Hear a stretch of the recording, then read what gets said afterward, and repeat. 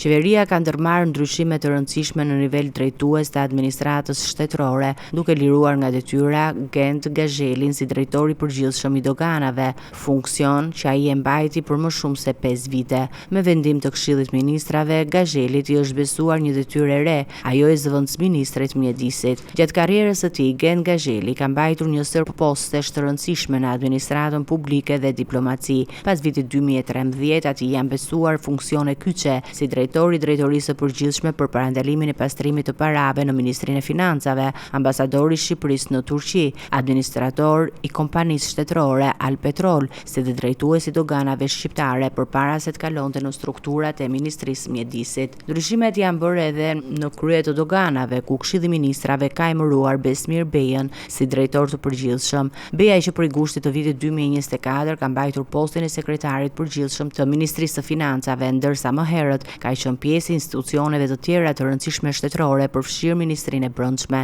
Në kuadër të këtyre lëvizjeve, qeveria vendosi që vendin e Bejës në Ministrinë e Financave ta marrë Gentian Kerry, i cili u emërua sekretari përgjithshëm i këtij institucioni. Ndryshimet synojnë riorganizimin e strukturave drejtuese dhe forcimin e funksionimit të institucioneve kyçe të administratës publike.